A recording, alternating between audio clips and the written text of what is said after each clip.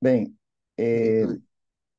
a, a cirurgia da espinha bífida, ela teve aí uma sua grande evolução depois do projeto MOMS, né? A gente está falando dos defeitos do tubo neural que acontecem, obviamente, por uma falha no fechamento, que pode ser Renato, desde seu, a seu parte. áudio sumiu.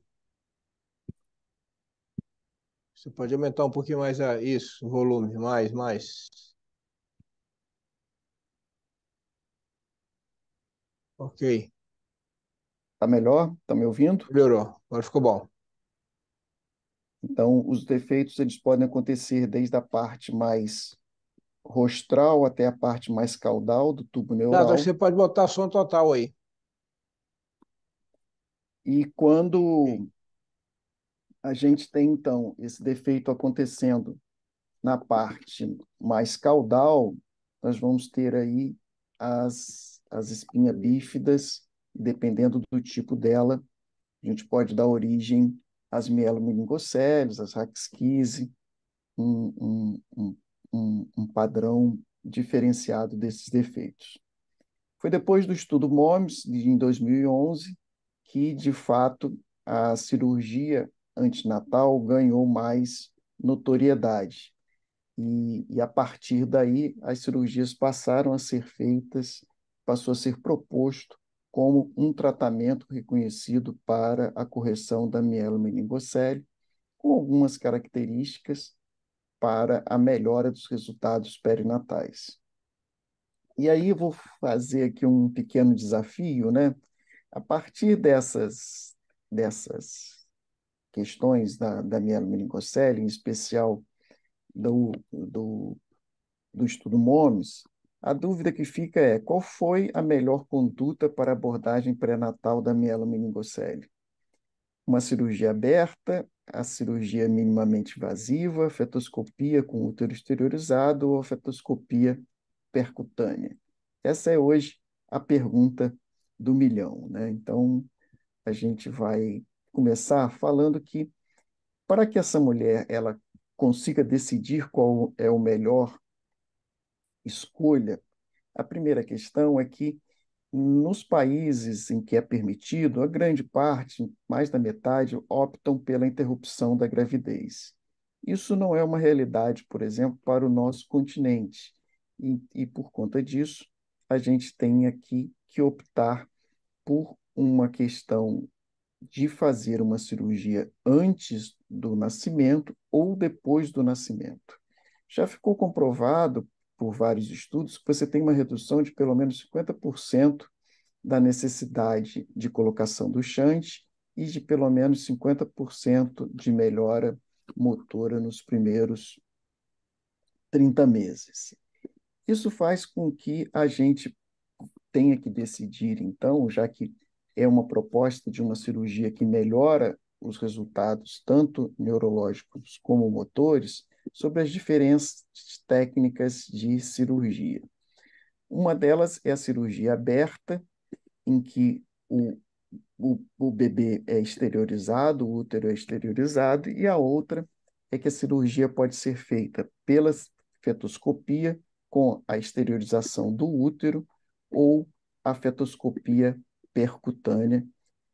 E um outro detalhe é que essas terapias intrauterinas, elas têm aí várias diferenças técnicas, né? Uma delas que eu já comentei é a cirurgia aberta ou a cirurgia a, fetoscópica, em que a cirurgia fetoscópica, ainda assim, se for a opção dela, ela tem, tem que optar pela uma cirurgia percutânea ou com a exteriorização do útero. Um outro ponto que a gente precisa discutir também é que o padrão de cirurgia que é feito hoje é com a esterilização do útero e você expõe completamente o defeito e faz a correção do defeito é, com com esse bebê, né, com essa lesão exteriorizada. Isso é a incisão padrão para correção do defeito. Mas o próprio grupo que que desenvolveu, né, a cirurgia percutânea, ele vem discutindo se essa cirurgia ela não é por demais agressiva para esses fetos, pois seus tecidos são muito pequenos e muito sensíveis. Então, você coloca ali um ponto, né, que acaba sendo um corpo estranho, e isso acaba podendo ter uma maior, ser um pouco mais agressivo para esses fetos. O professor Peralta desenvolveu, então, o que ele chamou de mini-esterotomia, para que a correção seja feita com uma pequena incisão no útero, mas da mesma forma a correção como é feita no período pós-natal. E essa técnica, né, você tem aí a grande vantagem de ser menos agressiva para o útero, né, protegendo um pouco a questão do útero. E a correção do defeito em si é feita da mesma maneira, né? Você usa um microscópio para expor essa lesão, e para enxergar melhor essa lesão e fazer, portanto, o reparo. Para o acesso fetoscópico, né, a gente tem com a exteriorização do útero, né, você abre o útero e faz a exposição desse útero, mas ele não é aberto, né? Eu acho que eu me enganei na hora de falar. Você abre a parede abdominal, me perdoem, mas o útero não é aberto. Você introduz o fetoscópio e, e, e faz a correção através da parede uterina.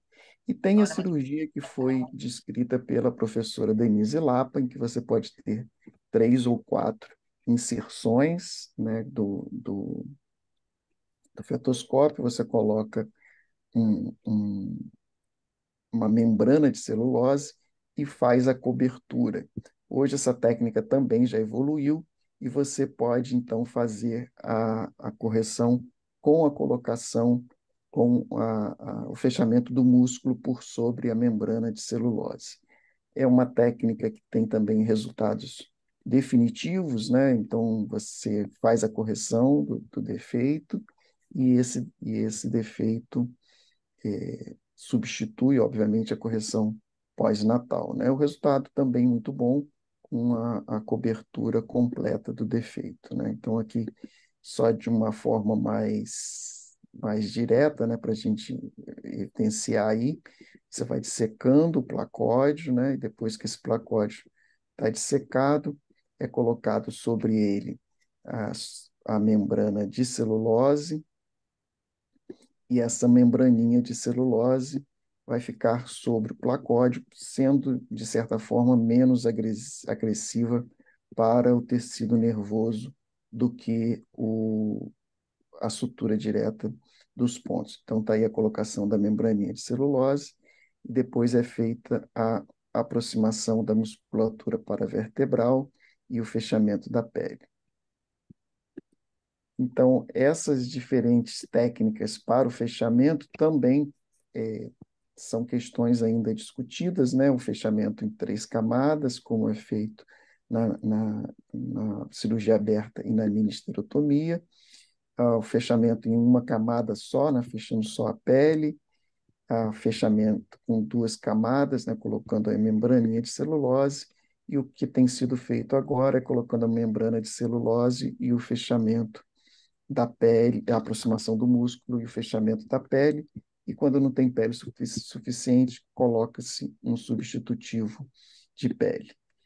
Então, aí para ajudar a responder essa pergunta do milhão, né, o que a gente vem buscando é tentar estabelecer um consenso para que essa cirurgia seja feita no mundo inteiro, e em especial, que é o motivo da nossa live aqui hoje, é que a gente consiga possibilitar que essa cirurgia seja acessível, seja por qual técnica for, né, qual hospital tenha a sua maior assertividade para fazer uma determinada técnica, para que a gente possa disponibilizar essa técnica oficialmente no SUS.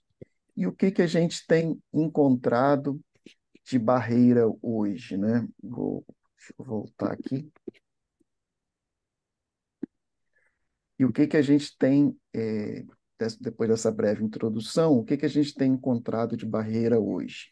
O que a gente tem observado é que precisa de uma aprovação da Conitec, para que essa tecnologia venha a ser incorporada de uma maneira definitiva pelo SUS. E aí foi dada entrada, ainda no governo passado, por uma iniciativa da, de uma das secretarias do Ministério da Saúde, coordenada na época pelo Dr. Rafael Câmara e também por uma subsecretaria do doutor, coordenada pelo Dr. Antônio Braga, para que a gente desse entrada na Conitec e para que essas tecnologias sejam incorporadas pelo SUS. A questão é que o SUS, a Conitec faz um levantamento em várias etapas, e a primeira delas é para identificar se é um procedimento seguro, se já tem um reconhecimento da comunidade científica. E aí o que nós nos deparamos, né, que existe um parecer do Conselho Federal de Medicina colocando ainda como uma técnica experimental. E isso, de uma certa forma, vem dificultando a progressão da Conitec, já que é um órgão do governo, né, e o Conselho é uma autarquia, né, então, de certa forma, também pertence ao governo. E o que a gente precisa é que a gente faça uma discussão, né, e apresente aí, em nome da Academia Brasileira de Ginecologia e Obstetrícia, uma proposta para que o Conselho Federal de Medicina reconheça como uma tecnologia já que não é mais experimental. A gente tem recentemente uma publicação do professor Depré, discutindo exatamente isso, né, que essa não é mais uma cirurgia experimental, e também alguns países, né, já incorporaram como uma técnica, né, como uma política de governo. Exemplo disso aqui é o Uruguai, que, né, tanto eu como a Denise tivemos aí a honra de sermos os primeiros a fazer as cirurgias lá no Uruguai, com uma política do Ministério da Saúde. E também vou deixar aí para o professor Ruano colocar como é que está a questão aí nos Estados Unidos, que até onde a gente sabe por aqui, se você não oferecer essa possibilidade para aquelas mulheres que desejam continuar a gravidez, é entendido como uma má prática médica. Outros países também vêm incorporando com uma tecnologia de saúde pública, oferecer para a população a, a correção intrauterina da mielomeningocele. Exemplo disso também é Israel, e aqui no nosso continente a gente tem algumas informações a respeito também do Chile, que já vem desenvolvendo. Aqui no Brasil, a cirurgia é feita quase que exclusivamente nos hospitais universitários, por iniciativa dos próprios professores, pesquisadores, e isso acaba dificultando, né, por não haver uma política oficial do governo, a gente acaba dificultando o acesso de muita gente a essa cirurgia. Então, eu acho que era isso. Vou deixar um espaço, então, Valdemar, só quis fazer essa breve introdução para a gente poder discutir um pouquinho sobre essa possibilidade aí da academia nos apoiar na solicitação ao Conselho Federal de Medicina para um novo entendimento da cirurgia, como uma tecnologia a ser incorporada pelo SUS. Perfeito, professor Renato, parabéns pela bela apresentação. Essa é uma atividade aqui da Associação Médica de Goiás, junto com a Faculdade de Medicina da Universidade Federal de Goiás. E nós estamos aqui no estúdio dessa associação, preparado para esse fim. E esse tema é de grande relevância, tanto no modelo do entendimento de aplicação populacional, quanto acadêmico. quanto no sentido de que esses eventos possam ser no formato da legalização, da ética, da moralidade, até porque as pessoas que praticam são pessoas que já são por si só nesse alinhamento. Estão conosco aqui também no Zoom, nessa plataforma Zoom. Essa live sendo feita pela plataforma Zoom, plataforma fechada, também pelo Facebook da associação, permite o acesso aberto e também, em seguida, fica armazenado no YouTube da associação e da Faculdade de Medicina. Então, eu queria ouvir, aqui está conosco o acadêmico da Academia Brasileira de Ginecologia e Obstetrícia, professor Rodrigo Ruano, que é um brasileiro e que mexe com medicina fetal, cirurgia fetal, e ele está hoje residindo em Miami, na Universidade de Miami, tem uma grande experiência com isso, para que ele possa nos falar um pouquinho, se ele achar interessante, da parte técnica, que foi bem demonstrado pelo professor Renato Sá, mas que ele possa falar um pouquinho da parte legal no território americano. Professor Rodrigo Ruano, por favor, seja bem-vindo.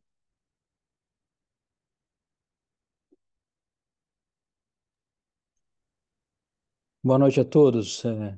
Obrigado, professor Boa noite, Rodrigo. Valdemar. Tudo bom? Tudo bem, Rodrigo? Prazer vê-lo. O prazer é meu. Parabéns, Renato. Parabéns, professor Renato, pela fantástica aula. Explanação rápida, didática, né? E ao ponto, né, Renato? Foi excelente. Eu acho que as colocações do Renato são boas. Aqui nos Estados Unidos, a cirurgia fetal aberta, né? Ela é padrão ouro. Então, ela tem sim cobertura de convênio, de Medicaid, Medicare, né? Então tem essa cobertura, viu, Renato? A cirurgia fetoscópica já é algo inovador. Então ela tem uma fase, nós estamos numa fase que a princípio ela é coberta, porque a cirurgia que é coberta do ponto de vista médico, ela é a correção intrauterina da espina bífida, não importa a via, certo? Entendeu? Mas quando se discute algumas vezes a gente pode ter uma certa negação. Do ponto de vista ético, né, e científico, nós estamos oferecendo, acho que você participou dessa reunião aí com o professor Kipros, né, foi em Londres, né, parece, né, a reunião, e a discussão aqui nos Estados Unidos, assim, os comitês de ética, eles preconizam que a gente ofereça primeiro se a paciente quer fazer a cirurgia intrauterina. Então a gente fala sobre o Mom's Trial, né, que é a cirurgia aberta.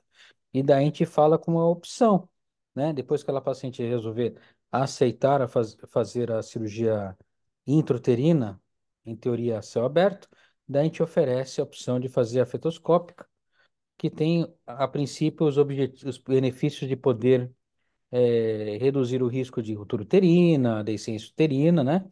E favorecer o parto vaginal, mas que ainda a gente não tem assim uma comparação, né, do ponto de vista acadêmico, científico, do ponto de vista científico, e comprove a igualdade, a superioridade.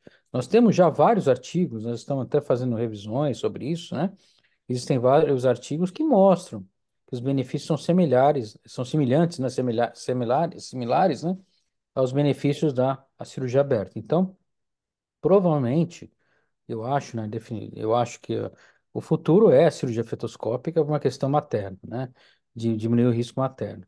Então, nós estamos numa fase aí de comprovação da cirurgia fetoscópica. Mas, Renato, muitos centros estão oferecendo a aberta, né, como primeiro, e depois a opcional, a fetoscópica.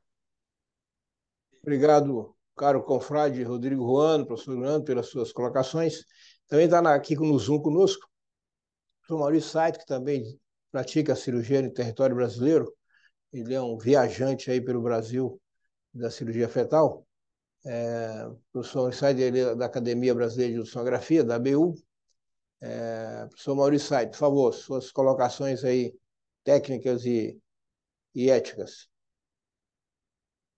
Eu acho que, assim, eu faço a fetoscópica, aprendi com o Valdemar, nos nossos casos lá, a importância de ter a possibilidade, né, de se fazer as duas, porque às vezes na fetoscópica pode acontecer complicações, como hemorragia, então a necessidade de fazer a conversão. Então, nós passamos aí a estudar um pouco da cicatrização uterina. A gente tinha, há um tempo atrás, um dos nossos sócios aqui, ele fez até uma defesa de tese na Unifesp, estudando a parte da cicatrização. E, então, na realidade, a gente aprendeu um pouco a parte aberta. Então, as equipes que fazem esse tipo de cirurgia têm que estar preparadas para as duas situações. E eu acho que o importante é ter a conscientização, o consentimento informado da paciente, saber de que a cirurgia tem as suas complicações, que eventualmente a gente não consegue fazer o procedimento, né, por complicações. E assim, eu acho que é um campo ainda grande para a gente aprender, né? Eu sempre falo assim, nós temos o apoio aí da Biosat. A Biosat é uma firma que desenvolve material para nós, né? E o professor Renato sabe muito bem que para nós não foi desenvolvido nada. Nós temos nada de material para cirurgia fetal, né? Então, tudo que nós pegamos, tanto a pinça de Bach, que é justamente para fazer a cirurgia a céu aberto, porque a gente não tem a possibilidade de trazer o stapler, né? A Anvisa não autorizou o stapler para nós. Então, é tudo, na realidade, adaptado, né? Então, a ideia nossa é justamente, dentro desse aprendizado, procurar desenvolver material específico para a cirurgia fetal. E nós estamos com um grupo aí grande que está apostando em tecnologia e a gente está tentando, inclusive, tirar aí a possibilidade de desenvolver alguns materiais próprios para a cirurgia fetal. Mas eu estou aqui no meio das duas feras, né? O professor Rodrigo e o professor Renato, eles têm mais experiência com a gente na parte da coluna. A gente faz outros tipos de cirurgias, né? Mas a parte da coluna, nós estamos com as duas férias. Eu acho que eles têm condição de falar sobre o tema melhor que eu. Mas eu acho que a gente está aprendendo muita coisa e, junto com isso, acho que a gente tem que desenvolver um material específico para a cirurgia fetal. É, Obrigado. uma perguntinha que chegou aqui, e aí aos três, como fazer e o que vocês fazem hoje, qual a perspectiva futura para redução de ruptura de bolsa e fazer para que essas coisas aconteçam menos. Professor Renato. A ruptura de bolsa é um desafio, né, para qualquer técnica cirúrgica, para qualquer cirurgia fetal. O que melhorou muito, né, o resultado da cirurgia fetoscópica foi a introdução de um umidificador. Então, a cirurgia é feita em ambiente de CO2 e esse CO2, no começo, ele entrava sem umidificação. Então, a proporção que foi introduzido um umidificador, isso melhorou muito o resultado. As bolsas hoje rompem bem tardiamente. É óbvio que quando você faz a análise dos casos todos, né, você ainda entra os que rompiam mais precocemente. Mas foi isso. A umidificação do CO2 evita o ressecamento das membranas e melhorou muito o resultado na cirurgia fetoscópica. Rodrigo. Bom, alguns aspectos aí vale a pena serem discutidos, professor Valdemar. O primeiro, assim, eu não tenho usado mais o stapler, sabe? Mesmo na cirurgia aberta a gente pode usar a sutura. Dá mais tempo, demora mais tempo, né? Mas tem uma vantagem, a gente controla melhor a membrana e, por consequência, né, nós conseguimos reduzir aí o risco de rotura de membranas ovulares, das membranas ovulares. Na fetoscopia, o Renato falou muito bem, o professor Renato falou muito bem, que a umidificação das membranas, né, Renato, parece, né, os estudos iniciais estão sugerindo mesmo que diminui o risco de ruptura prematura das membranas. Mas um fator que nós aprendemos muito, tinha um estudo, professor Valdemar, do grupo da Bélgica, do professor Ian Deprest, que nós fizemos, até repetimos isso tudo nos Estados Unidos, que depois da fetoscopia, as membranas não se fechavam, não se cicatrizavam, né, professor Renato? A gente já teve alguns estudos sobre isso, tiveram alguns estudos sobre isso. Mas a gente aprendeu com a cirurgia aberta que se a gente suturar as membranas com útero, a chance de ruptura prematura de membranas diminui. Ainda tem, ainda nós temos o risco, mas parece que a sutura das membranas nós estamos melhorando na técnica. Então, esse é outro aspecto, e outro ponto, que por isso que alguns centros, né, Renato, ainda estão favorecendo aquela técnica que ele falou, que é da laparotomia, exteriorização do útero, né, para colocar os endoscópios, porque assim assim a gente consegue controlar melhor, conseguimos controlar melhor, né? Nós conseguimos controlar melhor a sutura das membranas. Nesse é um aspecto importante aqui nos Estados Unidos, viu, Renato? Que o FDA, ele recomenda que a gente faça essas cirurgias aqui. Então, a percutânea ainda não está em uso nos Estados Unidos por essa questão. Que a gente consiga suturar as membranas ovulares, né, com o útero, diminuindo assim o risco de ruptura prematura de membranas, pelo menos em um período curto após a cirurgia. Então, dois aspectos nós melhoramos muito, muito. O primeiro é a modificação, né, que o professor Renato já falou, e o segundo, a sutura das membranas com útero, que é feito ou por stapler ou por cirurgia manual, né? Por técnica manual. Sutura em bloco do miométrio com a membrana. Isso. Né? Professor Maurício Said, Nós não temos o aparelho de umidificação do CO2, né? O que nós constatamos, na realidade, é dois aspectos. O tempo cirúrgico, então a gente correlacionou a maior risco de ruptura de membranas, quanto maior dura a cirurgia, e segundo aspecto, pela pressão que nós utilizamos. A pressão média que nós utilizávamos antes era em torno de 15 a 16, a pressão determinada pela distensão uterina. E nós descobrimos que quando menos estende, menor o risco de ruptura de membranas. E agora tem um pó que eles têm utilizado para cirurgias, que é um pó para facilitar a cicatrização e na retirada, a gente não utilizou ainda isso em muitos casos, nós temos dois casos, e na retirada a gente coloca esse pó da cicatrização. Quando tira o trocáter, a gente joga esse pó, e assim, não dá para afirmar ainda, porque o nosso índice de aminorex diminuiu bastante, reduzindo o tempo cirúrgico, reduzindo a distensão. Mas como foi utilizado esse pó em dois casos, por coincidência, ou a gente não sabe ainda, essas gestações evoluíram com mais tempo. A ruptura de membranas ocorreu nos dois casos, não, a trabalho de parto e ruptura de membranas ocorreu depois de 34 semanas. Então, isso é uma alternativa que a gente está estudando, pós-cicatrização. O mesmo pó que eles utilizam para feridas de derme. Então, é o pó da Integra também, é a mesma empresa que produz a Duragen. Então, nós estamos estudando esse pó para ver se realmente é efetivo ou não. uma outra pergunta que a gente tem estado animado, para os três também, com relação, eu tenho estado muito animado com a relação à fetoscopia a céu aberto. Laparotomia, porque você facilita o acesso, a placenta deixa de ser importante a céu aberto. Na fetoscopia percutânea, a placentação anterior é um sofrimento, né? Você tem que achar uma janela, a janela não permite, você pega o bolo placentário e sangra. E na placentação, a fetoscopia a céu aberto, você tem o acesso a qualquer intraoperatório, né? Você foge da placenta com facilidade. Vocês têm esse sentimento também? Eu sou o Rodrigo Juan. Bom, eu não faço a percutânea ainda, eu faço muita cirurgia aberta, né? A céu aberta com a abertura do útero, com a esterotomia, e a cirurgia fetoscópica com a laparotomia, que é com a esterilização do útero, como você está falando. Por dois motivos.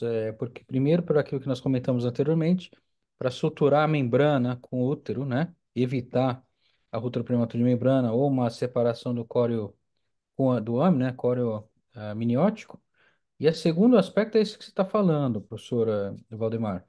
É, Exteriorizando o útero, nós temos a possibilidade de fazer as entradas longe, né? Distante da inserção placentária, diminuindo assim o risco de sangramento e tudo mais. A percutânea eu não tenho experiência, mas os meus colegas falam que eles conseguem achar sempre uma janela, mas eu acho que é muito mais complexo se a placenta for anterior, né? Então eu concordo com o senhor.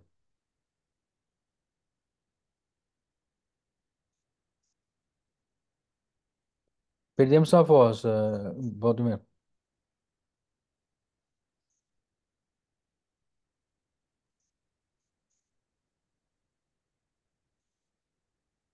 Renato, seu áudio está desativado. Eu achei que ia ser o site. É, olha, a cirurgia percutânea, é, a área de acesso que a gente precisa é uma área de acesso de mais ou menos uns 5 a 7 centímetros, né, para a entrada dos trocáteres.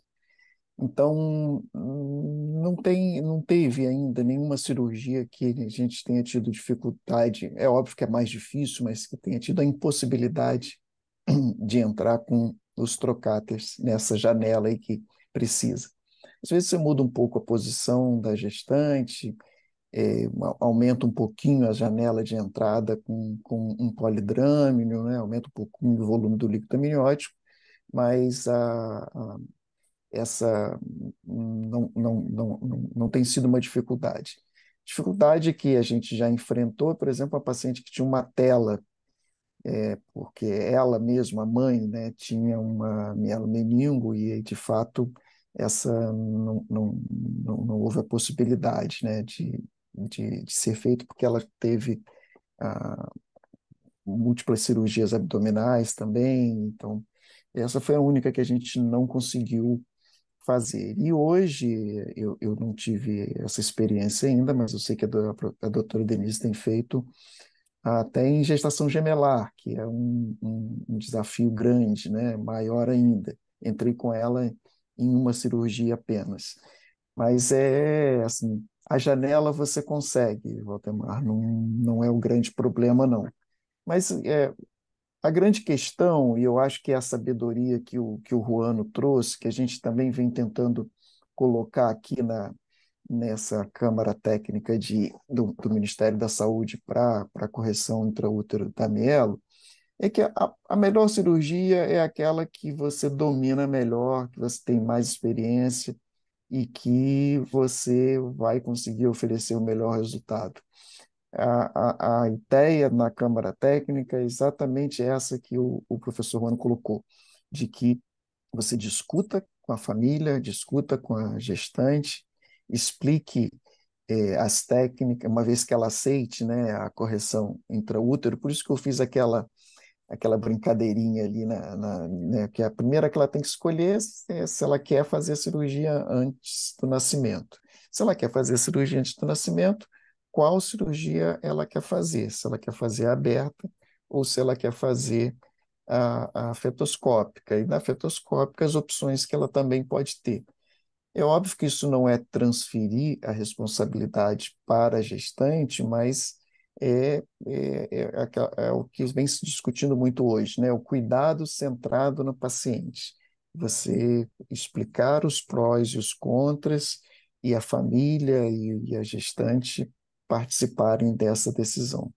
Então, a linha que a gente gostaria, né, que a própria Conitec fosse também, né, na mesma direção, é isso. As técnicas estão aí, mas a gente precisa a possibilidade de oferecer a correção antinatal por aquela técnica que a equipe julgar mais apropriada para o caso e a própria família também. Perfeito. Professor Maurício, acerca desse tema. A fetoscopia a céu aberto, nós tivemos a experiência de fazer em Goiânia, né? Por motivos em relação à complicação da própria cirurgia. E o que eu pude perceber, Valdemar, é assim, aqueles pontos que nós demos de sustentação em volta da entrada do fetoscópio, eu achei que ele trouxe uma resistência maior ao local de incisão. Tanto é que essa paciente, na realidade, o parto dela foi com 38 semanas, uma fetoscopia a céu aberto que nós fizemos. Então, eu acho uma alternativa interessante nesses casos. Mas, particularmente, eu já tive dois casos, Juan e Renato, que eu não tinha acesso nenhum. Um, inclusive, foi em Goiânia, né? Acho que foi lá no hospital da faculdade. A gente procurou acesso, estava aí o Valdemar e o Marcos lá de BH, e a gente falou, não tem acesso. Eu tive um caso há pouco tempo também em Itajaí. A gente olhou, não tinha acesso, por mais que a gente mobilizasse o útero, mudasse a paciente de posição, a gente ficou sem acesso, a gente achou melhor não fazer o procedimento. Agora, eu de rotina não ofereço fazer fetoscopia a céu aberto, que a gente não tem experiência. Quando vem casos para nós em que a gente vê que não tem acesso de fazer a cirurgia por laparoscopia, encaminha essas pacientes, encaminha para o professor Peralta, encaminha para o professor Moron, porque eles, como fazem aberta, eu passo essa condição para eles. Na realidade, a placenta, para mim, já tive dois casos, foi limitante. Eu não consegui acesso e eu não parti para uma técnica que eu não domino. Tá? Então, na realidade, foi isso que aconteceu nos nossos dois casos. Perfeito. A finalidade dessa nossa live é exatamente caminhar na direção dos três conceitos das relações humanas, né? Que define as nossas condutas, o que permeia as nossas condutas. As conotações da ética, da moralidade e da lei. Isso é que nos faz caminhar corretamente junto à população. E no final dessa live nós queremos tirar daqui algumas conotações assim. Bem colocado aí pelo professor Rodrigo Ruano, a conotação de que o paciente tem que ser ouvido, como tudo em medicina, é um princípio hipocrático, né, da ética de Hipócrates, quando ele dizia que dois princípios basilares da ética de Hipócrates. Um é a autonomia do médico, né, pareado com a autonomia do doente. Autonomia é liberdade, né? Decisão, opção, respeito a essas decisões. E o outro princípio basilar dele é a questão do sigilo médico, da ética hipocrática. Portanto, autonomia, sem dúvida, de grande relevância para os dois lados, né? Médico e paciente. Com relação à legalidade, à moralidade, é o nosso entender de que os nossos valores fazem parte de que a ciência é uma vertente que tem o seu dever de aplicação populacional. Se há uma especulação que depois se define como real, ela tem que ser aplicada. E ao ser aplicado para ter os valores compreendidos do nosso povo, é que ela tem uma aplicação plena. Não só a população que tenha um poder financeiro que possa bancar o procedimento, mas que seja estendido à população de nível mais elementar. E aqui, portanto, a colocação desde o início do professor Renato Sade, que é preciso colocar pelo SUS, né? E aí, portanto, estendendo o conhecimento científico com aplicação plena, né? E aqui a nossa proposta, no sentido de caminharmos juntando ética com moralidade, estendendo ao SUS, e que precisa fazer disso o ato da legalidade, eu penso que o caminho está correto, no sentido que nós temos que tirar daqui uma carta, e aqui nós temos 3 confrades, né? Comigo 4. Né?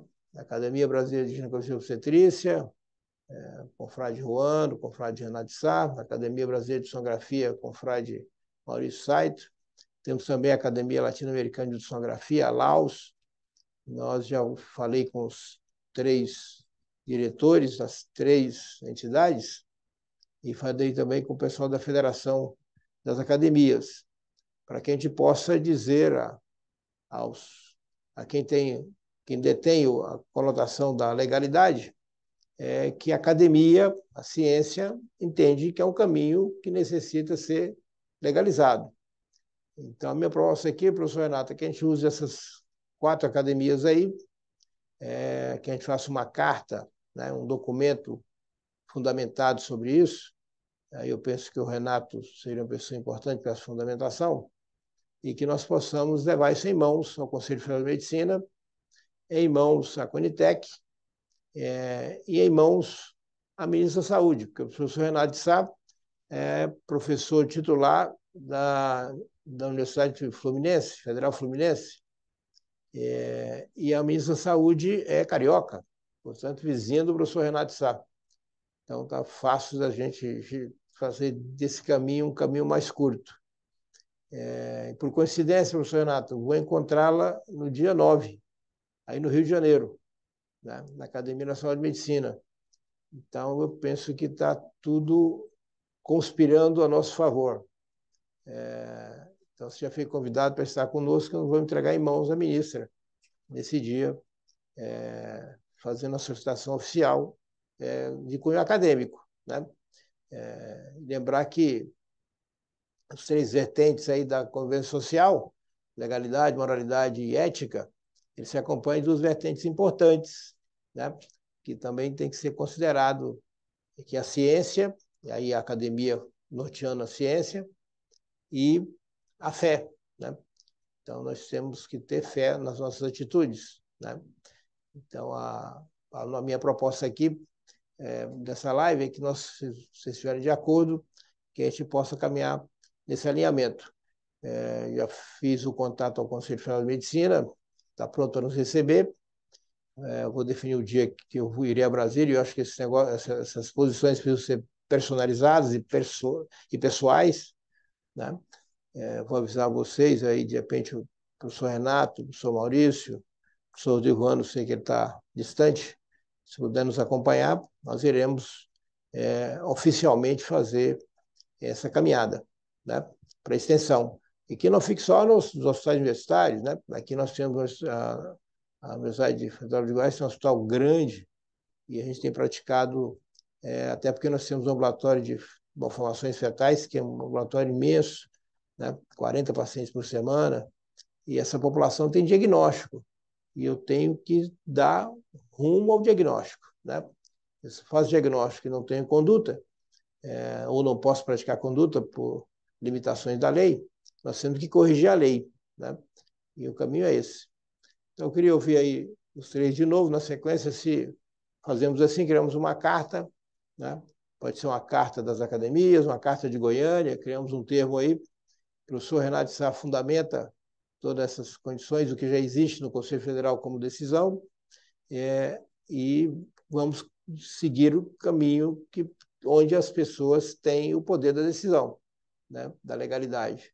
É o Conselho Federal de Medicina e o nosso presidente do Conselho Federal de Medicina, o doutor Irã Galo, ele é ginecologista obstetra e membro e confrade da Academia Brasileira de Ginecologia e Obstetrícia. Tenho certeza, já falei com ele, que vai olhar tudo isso com bons olhos, dentro das regras, dentro da formatação da ética, vai fazer um caminho o mais correto possível.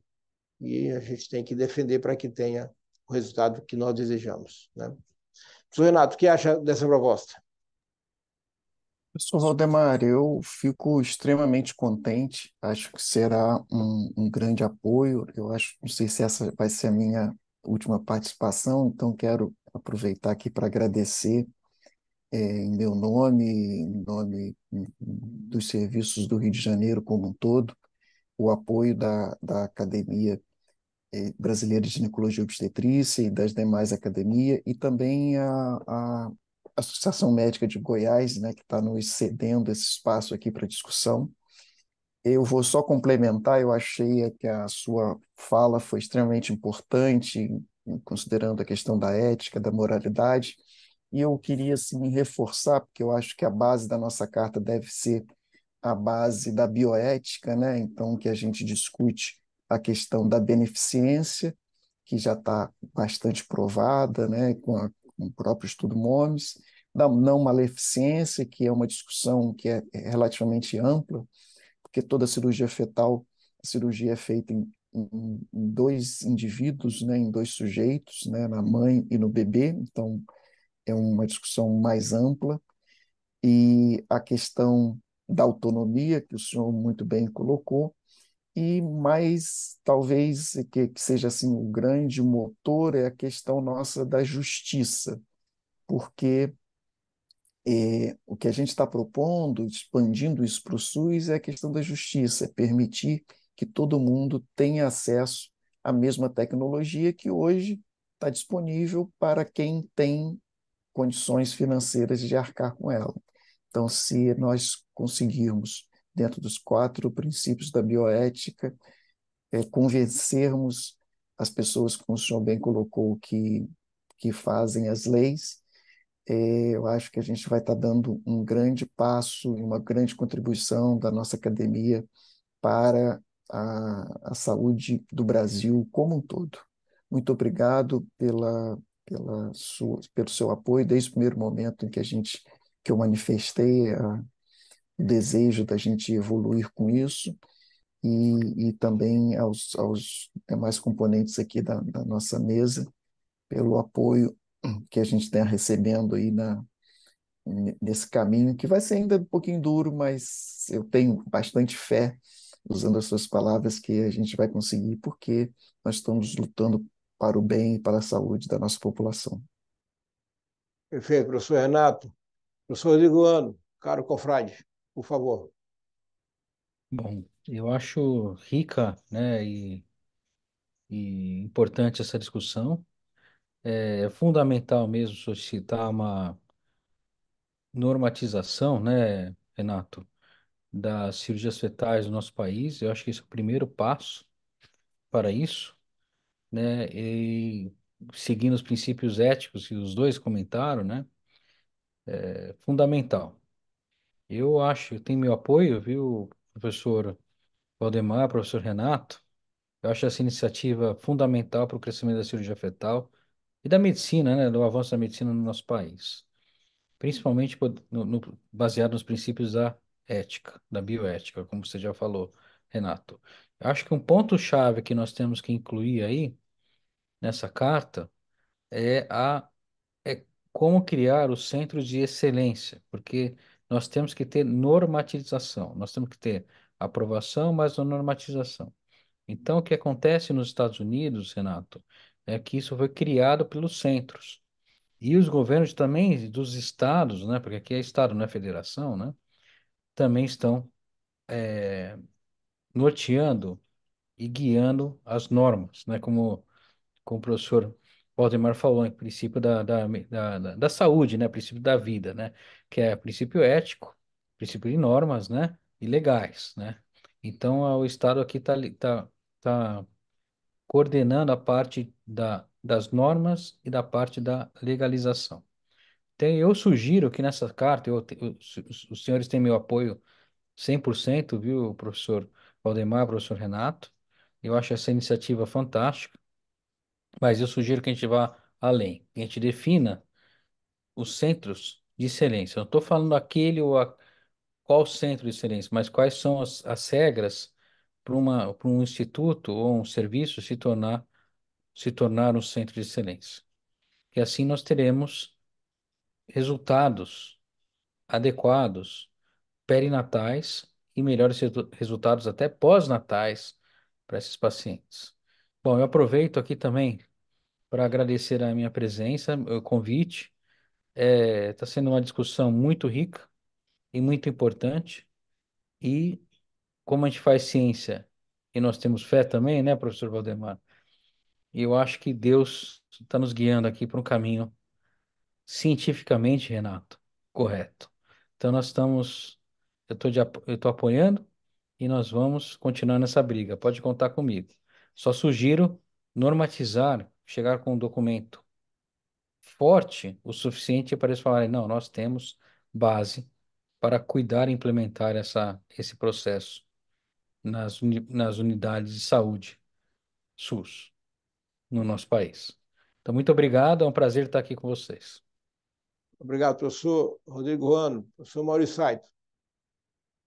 Bom, primeiro agradeço o convite, estar presente aqui na reunião da Academia de Medicina da Ginecologia e Obstetrícia. Eu sou obstetra de formação, né, e eu acho que, no meu ponto de vista, isso não poderia estar mais bem encaminhado. Primeiro, na mão do professor Valdemar, né, que teve a visão, como sempre, né, de tentar uniformizar, como os Estados Unidos fez, tentar uniformizar um pouco, né, e tentar fazer com que essa cirurgia seja factível para todos, né? Como o professor Pedro Pires fala, a cirurgia, a medicina é boa quando é para todos, né? Então, esse é um passo importante. E eu conheço bem o Renato, a gente está presente em vários congressos juntos, conversando. Eu acho que não poderia estar em melhores mãos. O professor Renato é uma autoridade nacional e internacional. Nós temos o apoio do professor Rodrigo Ruano, que trabalha metade aqui, metade nos Estados Unidos. A gente sabe da capacidade, da experiência dos dois baluartes. Eu acho que o que eu posso oferecer, Renato, pode contar comigo para o que você precisar, você tem meu total apoio, né? A ideia nossa é sempre procurar trabalhar de forma mais parceira possível, né? Essa ideia, a gente sempre está tentando trazer essas pessoas, o Valdemar sempre tomou cuidado com isso, de trazer essas pessoas próximas para que a gente possa trabalhar junto. E eu acho que as sociedades e as academias estão muito bem representadas pelo professor Renato, pelo professor Rodrigo. Muito obrigado pela oportunidade de estar aqui com vocês, professor Valdemar. Perfeito. Professor Renato, então, mãos à obra, né? Faremos estudo em dezembro ainda, hein? Professor Valdemar, Sim. eu antes do senhor encerrar a sessão, eu levantei a mão só porque tem aquela questão também, né, de nada acontece por acaso. Ontem foi o dia do portador de deficiência. Então, nós hoje estamos aqui lutando e discutindo exatamente uma questão que tem tudo a ver. Então, acho que isso não aconteceu por acaso e também não por acaso da gente ter escolhido aí o mês de dezembro para lutar por mais uma questão dessa, por um direito de todos, né, de que tenham acesso à possibilidade do tratamento. Desculpa a interrupção, passo de volta a palavra para o senhor, professor. Renato, aqui na Faculdade de Medicina nós temos um grupo lá além dos sétimos formados, um grupo grande de pessoas dedicadas com a pediatria, com a neonatologia, de doenças raras, né? Montamos agora bem recentemente, um laboratório de genética humana extraordinário, e hoje eu comecei um concurso público de docente para fazer bancada desse laboratório. Eu queria marcar um dia aqui para que vocês possam todos vir aqui ver uma atividade do SUS, com dinheiro do SUS aplicado na população humilde. E ontem, se você falou bem, foi o Dia Internacional do Portador de Deficiência, e fizemos aqui nesse estúdio uma live. Vocês tiveram um tempinho depois, podem entrar aí no YouTube da Associação Médica. A geneticista do nosso serviço, a doutora Thaís, esteve conosco aqui nesse estúdio.